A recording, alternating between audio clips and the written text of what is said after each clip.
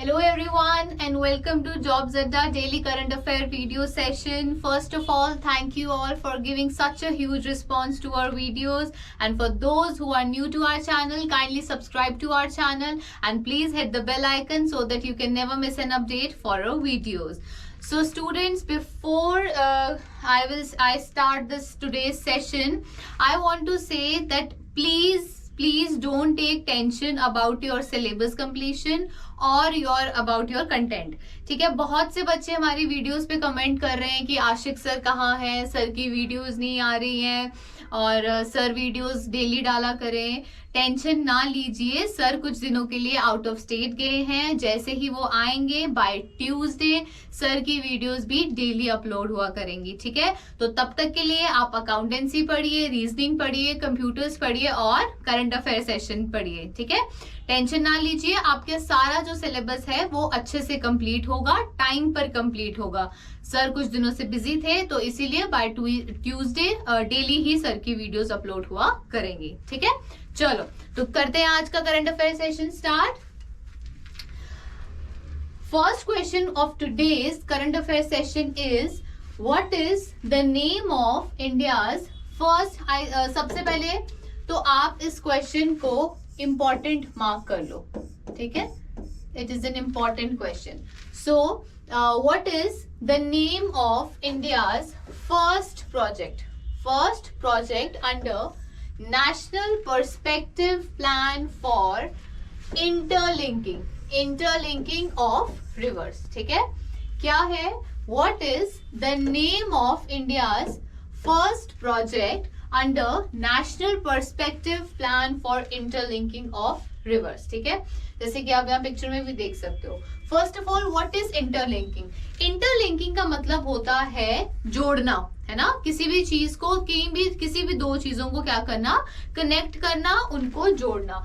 तो ऐसा कौन सा प्रोजेक्ट है जो national perspective plan for interlinking of reverse जो उस पे बना है, मतलब इंटरलिंकिंग ऑफ रिवर पे कौन सा अभी प्रोजेक्ट इंडिया का पहला लॉन्च हुआ है? तो options are Ken Betwa link project, Sutlej Beas link project, Bhima Krishna link project. ठीक है, सो द राइट आंसर जैसे आप देख सकते हो यहाँ पिक्चर में, it is Ken Betwa link project. ठीक है, अब फर्स्ट ऑफ ऑल ये है क्या? केन और बेतवा दोनों क्या हैं? रिवर्स हैं. दोनों रिवर्स हैं. किसकी?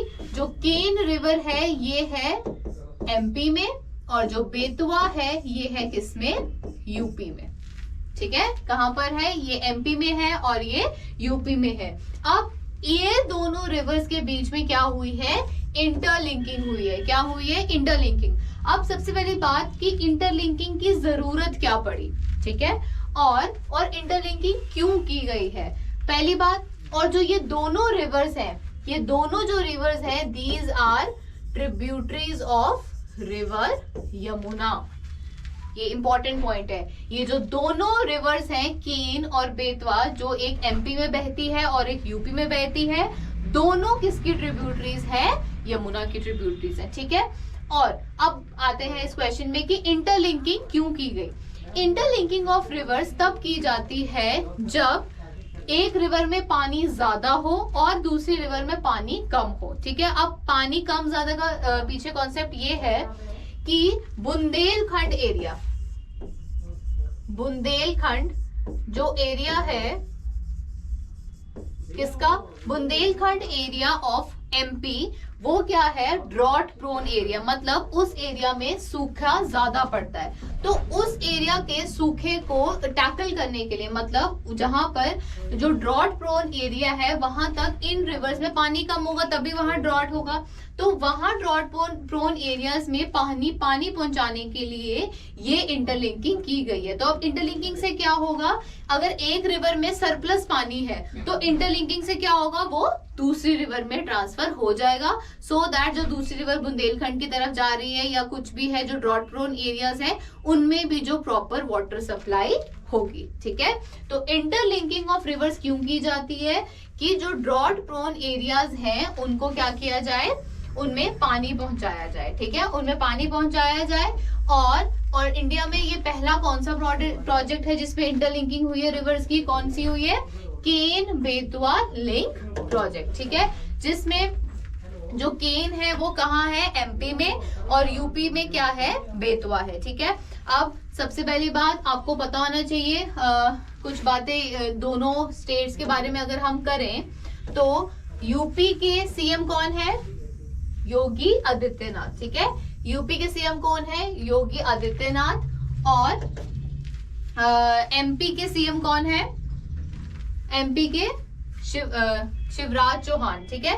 तो अब इसमें क्या है, दोनों के जो गवर्नर है, governor of UP and MP, ठीक है, गवर्नर ऑफ यूपी और एमपी दोनों क्या है, सेम है, ये आपको पता होना चाहिए। Governor of UP and MP के दोनों क्या है, सेम है, और वो कौन है, आनंदीबेन पटेल, ठीक है। आनंदीबेन पटेल क्या है, दोनों एमपी और यूपी की क्या है, गवर्नर है, और दोनों एमपी और यूपी की जो गवर्नर है वो दोनों क्या है, सेम है, ठीक है। तो ये क्वेश्चन इसीलिए इंपॉर्टेंट है, क्यों, क्योंकि ये इंडिया का सबसे पहला प्रोजेक्ट है, ये इंडिया का सबसे पहला प्रोजेक्ट है, किसका, इंटरलिंकिंग ऑफ रिवर्स का, ठीक है, जिसमें दो रिवर्स को उन्होंने क्या किया है, इंटरलिंक किया है, सो दैट वाटर कहां तक पहुंचे, ड्रॉट प्रोन एरियाज तक पहुंचे। तो कौन सी रिवर्स में हुआ है ये, केन बेतवा रिवर्स में हुआ है, ठीक है, समझ आया ये चीज। अब यहाँ ये क्वेश्चन में ये इसीलिए इंपॉर्टेंट है क्योंकि ये फर्स्ट प्रोजेक्ट है और ये अभी रिसेंटली ही प्रोजेक्ट लॉन्च हुआ है, ओके।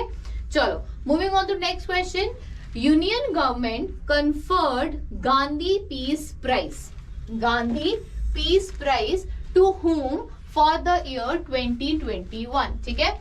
हमारी जो सेंट्रल गवर्नमेंट ऑफ इंडिया है इसने एक ये हम प्राइज रखते हैं, कौन सा, गांधी पीस प्राइज, जो इस साल उन्होंने पूछा कि 2021 में किसको दिया गया, ठीक है, 2021 में peace prize, Gandhi peace prize किसको दिया गया। तो options are Julius Nyerere, Sheikh Mujibur Rahman, Sultan Qaboos bin Said और योही साराकावा, राइट। तो अब जैसे आप यहाँ पिक्चर में भी देख सकते हो, right answer is Sheikh Mujibur Rahman, ठीक है।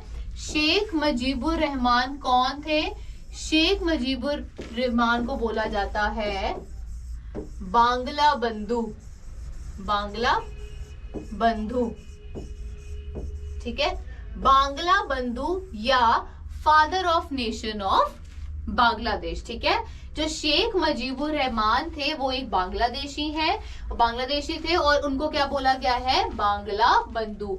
अब ये जो बांग्ला बंधु है इनको father of nation of Bangladesh बोला गया है, क्यों बोला गया है, क्योंकि इन्होंने क्या किया है, 1971 में बांग्लादेश की फ्रीडम, बांग्लादेश फ्रीडम कब हुई थी, बांग्लादेश की फ्रीडम 1971 में, किससे, फ्रॉम पाकिस्तान, ठीक है। पाकिस्तान से जब फ्रीडम ली थी बांग्लादेश ने 1971 में, तो उसमें इनका बहुत बड़ा हाथ था, या आप बोल सकते हो इनकी बहुत बड़ी मदद से बांग्लादेश को 1971 में फ्रीडम मिली, कहां से मिली, पाकिस्तान से मिली, ठीक है। तो शेख मुजीबुर रहमान क्या है, बांग्ला बंधु हैं, और इन्होंने क्या किया था, 1971 में फ्रीडम, बांग्लादेश को फ्रीडम देने में हेल्प की थी, ठीक है। अब शेख मुजीबुर रहमान, अब आपको पता है रिसेंटली ही नरेंद्र मोदी जो हमारे पीएम है इंडिया के, वो अभी कौन सी विजिट पे है, बांग्लादेश की 2 डे विजिट पे है, और इस साल वी आर सेलिब्रेटिंग क्या, 50 इयर्स ऑफ क्या, 50 years of freedom, 50 years of freedom of Bangladesh, ठीक है। और इस साल हम 50 years of freedom of Bangladesh बना रहे हैं, और जिसको उन्होंने क्या बोला गया है, स्वर्णिम विजय। एक मिनट मैं यहाँ लिखती हूँ, इसको मैं मिटाती हूँ। This year we are celebrating what, 50 years of freedom of Bangladesh, जिसको बोला गया है स्वर्णिम स्वर्णिम विजय दिवस,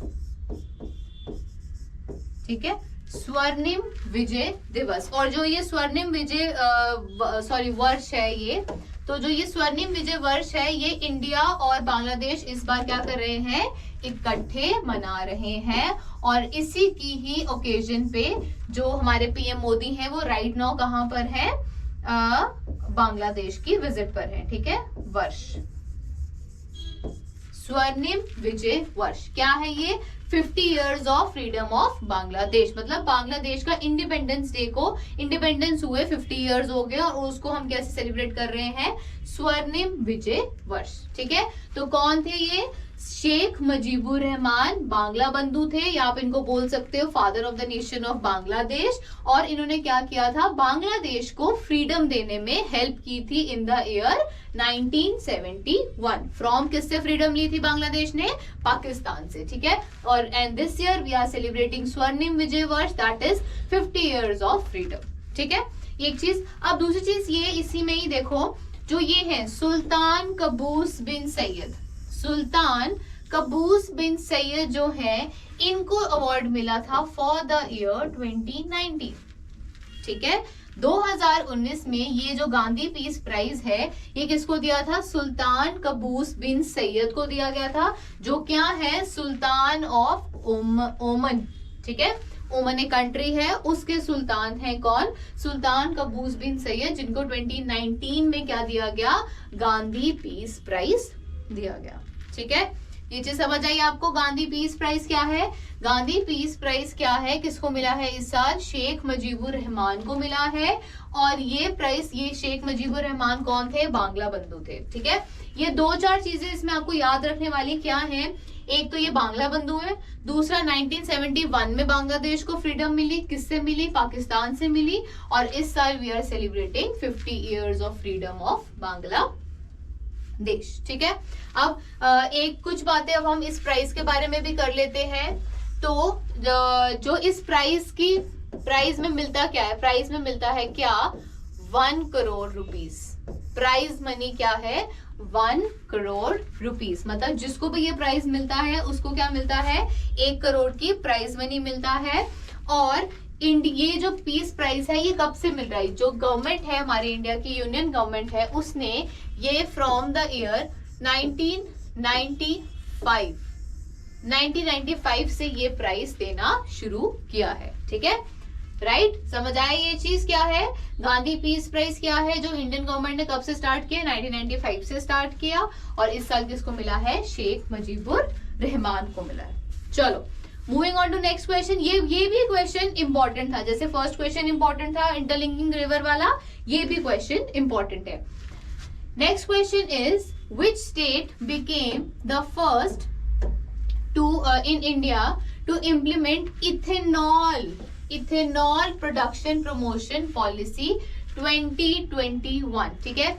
ये भी इंपॉर्टेंट क्यों है, क्योंकि ऐसा फर्स्ट टाइम हुआ है इंडिया में। और फर्स्ट स्टेट कौन सी है इंडिया में, क्या इंप्लीमेंट करने वाली, इथेनॉल प्रोडक्शन प्रमोशन पॉलिसी 2021, ठीक है। अब पिक्चर में तो आपने देख ही लिया होगा, कौन है, बिहार, उड़ीसा, केरला और Madhya Pradesh. Right answer is Bihar, ठीक है। बिहार पहली ऐसी स्टेट बनी है जिसने क्या इंप्लीमेंट किया, जैसे आप देख रहे हो यहाँ पे, जो स्टेट के इंडस्ट्रीज मिनिस्टर है उन्होंने क्या किया, कौन है, सैयद शाहनवाज हुसैन, इन्होंने लॉन्च किया है इथेनॉल प्रोडक्शन प्रमोशन पॉलिसी 2021, ठीक है। अब इथेनॉल प्रोडक्शन प्रमोशन पॉलिसी क्या है, जो इथेनॉल है, मतलब इंडिया में अभी 6.2% बायो इथेनॉल पेट्रोल यूज हो रहा है, ठीक है।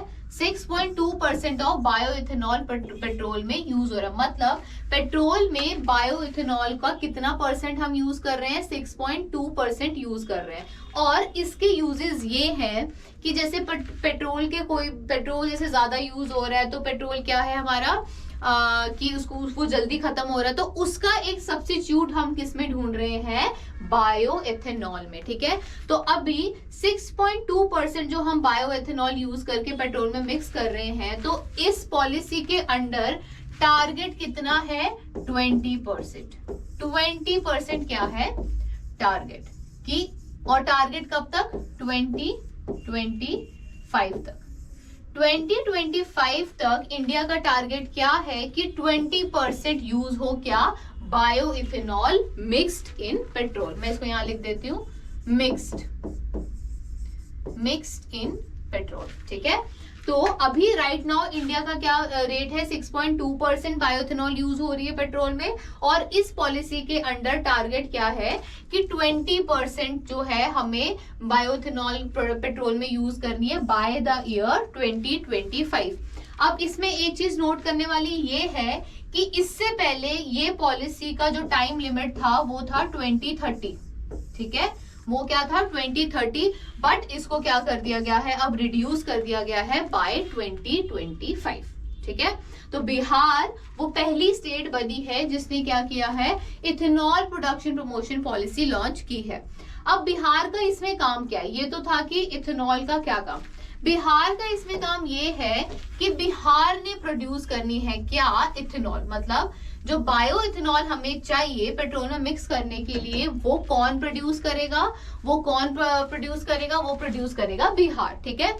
तो बिहार क्या करेगा? इथेनॉल की प्रोडक्शन या इथेनॉल को प्रोड्यूस करने में हेल्प करेगा। एक चीज, अब कैसे हेल्प करेगा? जो इथेनॉल है ये क्या है? एक टाइप का गैस है, ठीक है, एक टाइप की गैस है। तो जो इथेनॉल गैस है, मैं यहाँ पे कुछ इथेनॉल का सोर्सेज लिखने लगी हूँ। इथेनॉल के सोर्सेज क्या क्या होंगे, ठीक है।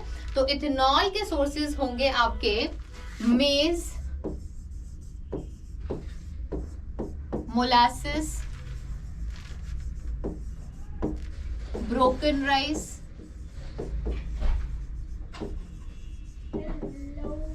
ठीक है। ये सब जो क्या है? सोर्सेस हैं किसके? एथेनॉल के। तो ये जो सोर्सेस हैं इनसे क्या प्रोड्यूस होगी? एथेनॉल, ठीक है। क्या प्रोड्यूस होगी? एथेनॉल। तो बिहार क्या करेगा?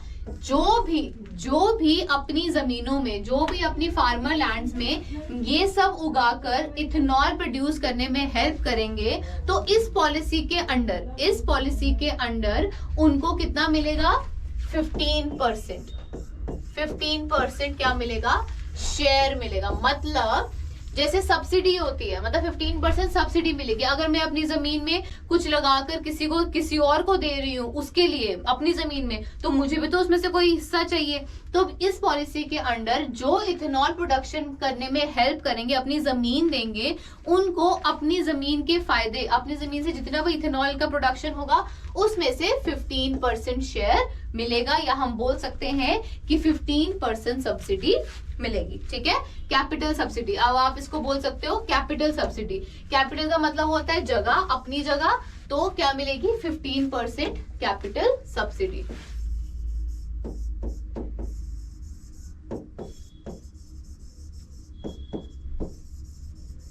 तो बिहार एक ऐसी स्टेट बनी है जिसने ethanol production promotion policy implement की है, जिसमें क्या होगा? इथेनॉल की प्रोडक्शन होगी। कौन करेगा? बिहार की स्टेट के लोग करेंगे। और जिसमें 15% जो है कैपिटल सब्सिडी मिलेगी किसको? जिसकी जमीन होगी, ठीक है।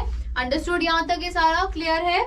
तो ये जो है इंडिया की फर्स्ट ऐसी स्टेट बनी है बिहार जिसने ये पॉलिसी प्रमोट की है। दो चीजें याद रखने वाली, पहले कितना था रेट? 6.2%, और अब क्या टारगेट है? 20%, ठीक है। अब हमारा टारगेट क्या है? 20% यूज करना, क्या?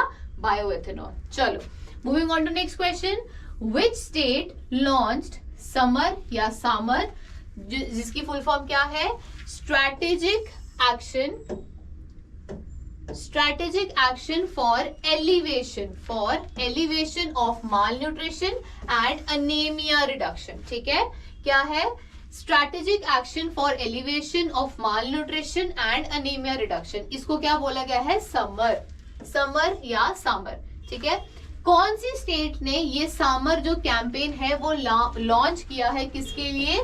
फॉर माल न्यूट्रिशन, ठीक है। सबसे पहली बात तो माल न्यूट्रिशन क्या है? माल न्यूट्रिशन वो टाइप है जिसमें जो बच्चा है या जो वुमेन्स है, ठीक है, चिल्ड्रन या विमेन्स को अगर अच्छे से न्यूट्रिशन ना मिले, ठीक है, अगर वो अच्छा खाना नहीं खा रही है और उनको अच्छा न्यूट्रिशन नहीं मिल रहा है, तो उससे क्या होती है, माल न्यूट्रिशन, मतलब बॉडी में न्यूट्रिशन की कमी होती है। तो न्यूट्रिशन की कमी से क्या होगा, स्टंटेड ग्रोथ होगी, ठीक है, स्टंटेड ग्रोथ का मतलब होता है क्या, ग्रोथ का कम होना, ठीक है। जितनी एक उम्र में बच्चे की ग्रोथ होनी चाहिए वो ग्रोथ नहीं होगी, प्लस साथ में क्या होगा, डिजीजेस। अगर आपकी बॉडी में प्रॉपरली न्यूट्रिशन इनटेक नहीं हो रहा है तो आपकी बॉडी क्या होगी, प्रोन टू डिजीजेस, आपकी बॉडी में फिर डिजीजेस ज्यादा लगेंगे। तो माल न्यूट्रिशन की वजह से क्या होता है, स्टंटेड ग्रोथ होती है और डिजीजेस लगती है। तो इस माल न्यूट्रिशन को खत्म करने के लिए कौन सी स्टेट ने ये कैंपेन लॉन्च किया है, जिसको क्या नाम दिया गया है, समर, ठीक है, क्या नाम दिया गया है, समर या सामर। तो ये आपको पिक्चर से पता चल गया है, the right answer is Jharkhand, ठीक है, राइट आंसर इज झारखंड। तो झारखंड एक ऐसी पहली कंट्री बनी है जिसने क्या किया, पहली स्टेट बनी है जिसने क्या किया है, ये कैंपेन लॉन्च किया है for elevation of mall nutrition and anaemia reduction. Elevation का मतलब होता है क्या, मतलब इसका जो रेट है, एलिवेशन मतलब इसका जो रेट है उसको क्या करना, खत्म करना, ठीक है, किसके रेट को, माल न्यूट्रिशन और अनीमिया। अब अनीमिया क्या होता है, लॉस ऑफ ब्लड, या आप बोल सकते हो क्या, रिड्यूस्ड एचपी, मतलब जब आपकी बॉडी में ब्लड की कमी हो या ब्लड का जितना अमाउंट होना चाहिए उतना नहीं होता है तो उसको हम क्या बोलेंगे, अनीमिया, ठीक है। ये भी कब होता है, जब माल न्यूट्रिशन होता है। तो झारखंड स्टेट में जो समर जो कैंपेन है वो लॉन्च की गई है फॉर क्या, for fighting what, mall nutrition. अब इसमें 2-3 बातें जो याद रखने वाली हैं वो ये है कि झारखंड ही क्यों, और आपको पता होना चाहिए कि जो झारखंड स्टेट है इंडिया में, इट इज पुअर स्टेट, ठीक है, मोस्ट पुअर स्टेट। जो झारखंड है वो इंडिया की सबसे ज्यादा पुअर स्टेट्स में से आती है, और वो पुअर स्टेट का पीछे रीजन ये है, ड्यू टू ट्राइबल कम्युनिटीज, या आप इसको बोल सकते हो ड्यू टू ट्राइबल पॉपुलेशन, ठीक है। जो झारखंड है यहाँ पर सबसे ज्यादा जो पॉपुलेशन है वो किसकी है, ट्राइबल पीपल की है, ठीक है। तो ये जो ट्राइबल पीपल है ये प्रॉपरली खाना इनटेक या खाना प्रॉपर न्यूट्रिशन नहीं ले रहे हैं, और इसी वजह से जो झारखंड है वो पुअर स्टेट है, और इसी वजह से झारखंड में क्या है, सबसे ज्यादा माल न्यूट्रिशन है। According to a report, Jharkhand में every second child and every third woman and every third woman is malnourished, ठीक है। एक रिपोर्ट के अकॉर्डिंग झारखंड में हर दूसरा बच्चा और हर तीसरा जो औरत है वो क्या है, मालनरिश्ड है, ठीक है। तो इसीलिए ये कैंपेन लॉन्च किया गया है सामर, और सामर कैंपेन में क्या है कि ये जो ये कैंपेन है इसका टारगेट कितना है, ठीक है। इस कैंपेन का टारगेट है 1000 डेज।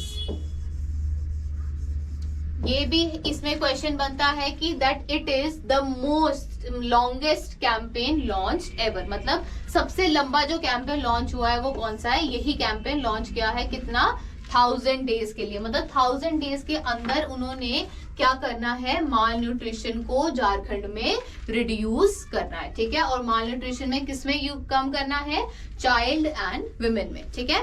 हर दूसरा बच्चा और हर तीसरी औरत झारखंड में क्या है, माल नरिश्ड है, ठीक है, अंडरस्टूड।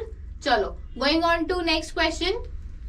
हाँ, ministry of defence has signed a contract with which company for supply of 1300 armored light specialized vehicles to Indian Army, ALSLV, armored light specialized vehicles, ठीक है, क्या है, armoured light specialised vehicle to Indian army. Ministry of defence ने कौन सी company के साथ contract sign किया है जो क्या उनको सप्लाई करेगी, जो लाइट आर्मर्ड व्हीकल्स, मतलब जिसमें छोटी छोटी जो आर्मर है या जो आर्म्स है वो उसमें होंगी, ठीक है। तो कौन सी कंपनी ने दी है, जिसे यहाँ पर आपको दिख रहा होगा ऑप्शन, तो राइट आंसर इज महिंद्रा। क्या, महिंद्रा।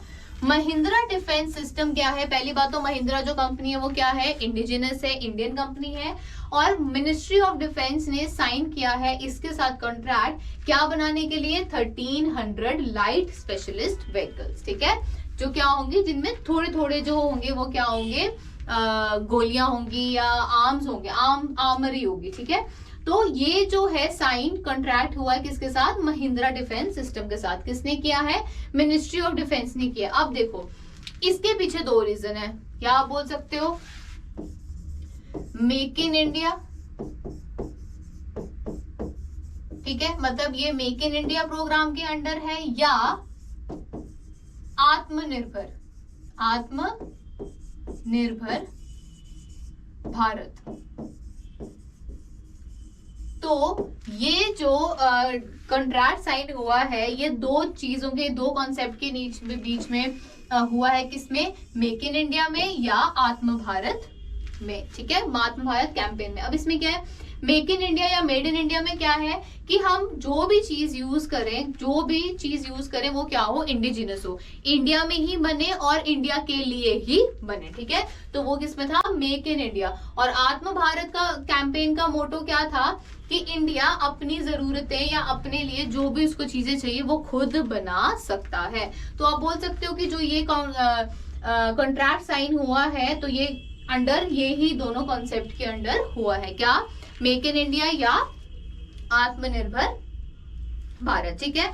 अब इससे पहले देखो, अब इस प्रोजेक्ट के बाद हुआ क्या, इस प्रोजेक्ट का रिजल्ट क्या था, इस प्रोजेक्ट का रिजल्ट ये था कि इंडिया का जो इंपोर्ट है, जो इंडिया का आर्म्स इंपोर्ट है, आर्म्स इंपोर्ट जो है वो रिड्यूस हुआ है कितना, 33%, ठीक है, 33% आर्म्स इंपोर्ट में क्या हुआ है, रिडक्शन हुई है। अब ये it is a good news for India. क्यों, क्योंकि अब हमें बाहर से या हमें किसी भी कंट्री पे, किसी भी बाहर की स्टेट पे या कंट्री पे डिपेंड नहीं होना पड़ेगा अपनी आर्म्स लेने के लिए, ठीक है। तो इसीलिए इंडिया की जो 33% रिडक्शन हुई है आर्म्स इंपोर्ट में, it is good for India, because क्या, इंडिया आत्मनिर्भर है और मेक इन इंडिया प्रोजेक्ट के अंडर काम कर रहा है, ठीक है। चलो next question, moving on to next question, Asia's largest tulip garden to be opened in which city for public and tourist from March 2021। अब आई थिंक ये क्वेश्चन तो मुझे समझाने की जरूरत ही नहीं पड़नी चाहिए, because it is our state affair, हमारा स्टेट अफेयर है ये। तो क्या है, कौन सी स्टेट में जो ट्यूलिप गार्डन है वो अब ओपन किया जाएगा for public and tourist from March 2021, तो कौन सी स्टेट है, ऑब्वियसली श्रीनगर, ठीक है। अब इसके बारे में तो ज्यादा बताने की जरूरत नहीं पड़नी चाहिए, तो श्रीनगर में है ये पहली बात। और दूसरी चीज ये कि ट्यूलिप गार्डन का पहला नाम क्या है, ट्यूलिप गार्डन का पहला नाम क्या था, अब इसको क्या बोला जाता है, इंदिरा गांधी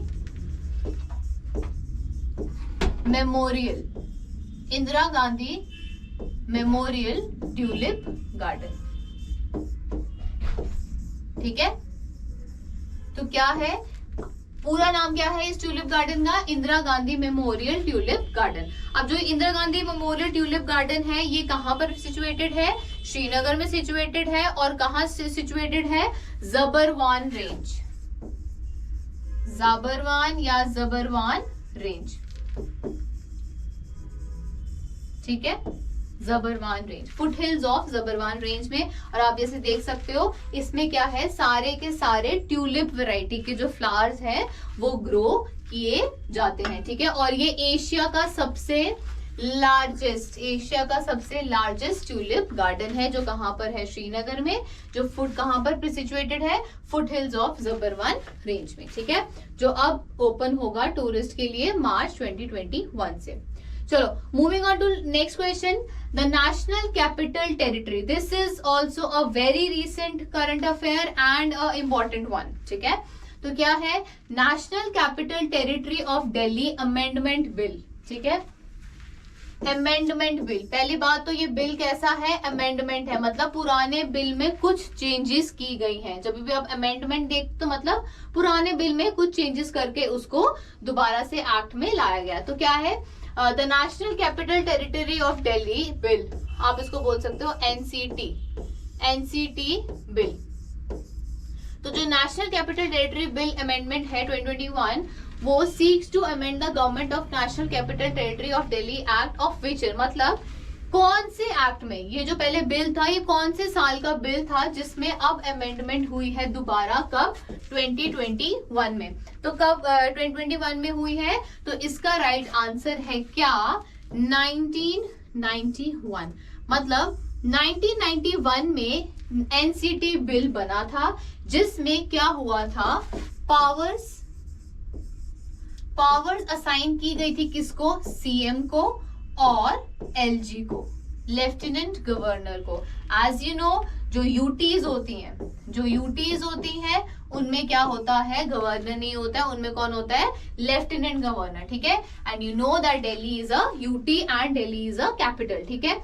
तो एनसीटी बिल, जैसे पिक्चर में देख सकते हो, एनसीटी बिल 2021 में जो अमेंडमेंट हुई है वो कौन से साल का बिल था, 1991 का बिल था। अब इस बिल में अमेंडमेंट क्या हुई है,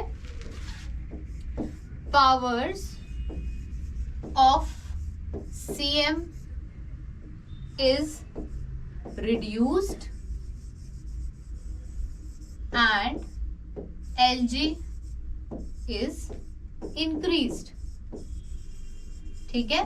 मतलब इस बिल में क्या हुआ, इस बिल के अकॉर्डिंग कुछ पावर्स, ठीक है, some powers of CM is reduced and some powers of LG is increase, ठीक है। मतलब कुछ पावर्स, कुछ डिपार्टमेंट्स होंगे या कुछ पावर्स होंगी जो किसके अंडर होंगी, सीएम के अंडर होंगी, और कुछ किसके अंडर होंगी, एलजी के अंडर होंगी, बट वो 50-50 शेयर नहीं है।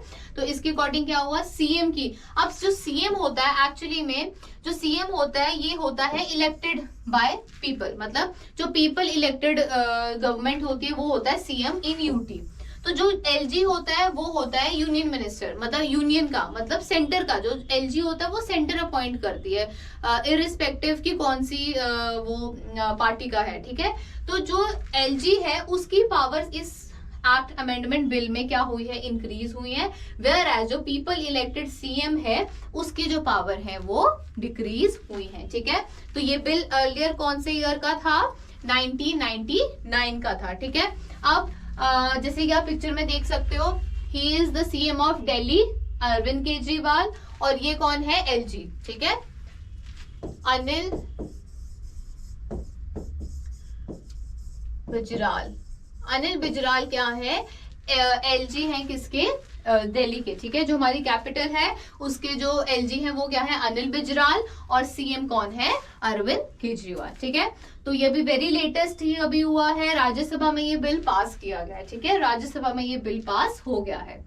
चलो now next question, which state has become the first state in the country to administer 5 million doses of vaccine, ठीक है। कौन सी स्टेट है जो फर्स्ट बनी है, in the country to administer 5 million doses of vaccine, ठीक है। एडमिनिस्टर का मतलब कौन सी ऐसी स्टेट बनी है इंडिया में पहली ऐसी जिसने 5 मिलियन जो वैक्सीन की डोजेज हैं वो अभी तक लगा दिए हैं, किसको, लोगों को, ठीक है। तो अभी वेरी रिसेंटली है ये, तो क्या है, जैसे कि आप पिक्चर से देख सकते हो, कौन, महाराष्ट्र, ठीक है। As you know that condition in Maharashtra right now is very worse for corona, तो इसीलिए जो वर्स्ट हिट बाय जो कोरोना है वो क्या, कौन सी स्टेट थी, महाराष्ट्र ही थी। तो इसीलिए वहां पर ही सबसे पहले जो वैक्सीनेशन ड्राइव शुरू हुई और वहां जोरों शोरों से ये चल रही है, जिसके अंडर 5 मिलियन डोजेस वो अभी तक वैक्सीन की लोगों को लगा चुके हैं, ठीक है, क्या कर रहे हैं, लोगों को लगा चुके हैं, राइट। समझ आ गया ये क्वेश्चन, इसमें क्या है, ठीक है। तो Maharashtra is the first state to become क्या, to administer 5 million doses of vaccine. कौन सी vaccine, corona vaccine, Covid vaccine.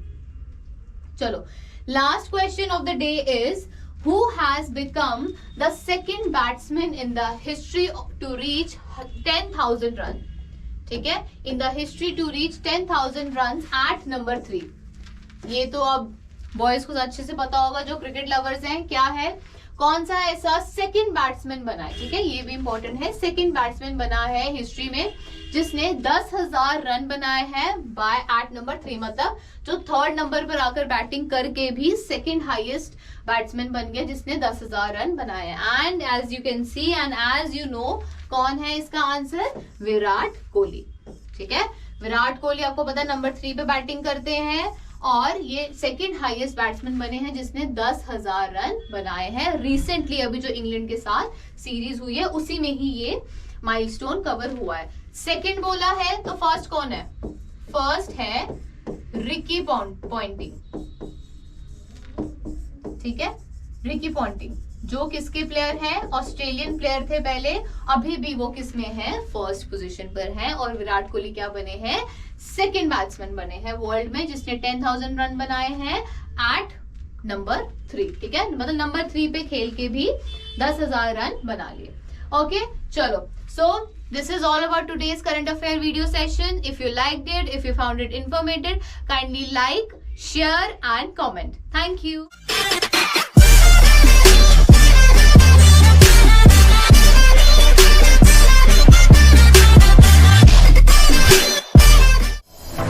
अपने सपनों को पूरा करना अब हुआ आसान, क्योंकि इंडिया का नंबर 1 कोचिंग इंस्टीट्यूट जॉब्स अड्डा अब जम्मू में। Now you can crack any government exam with the help of India's top faculties.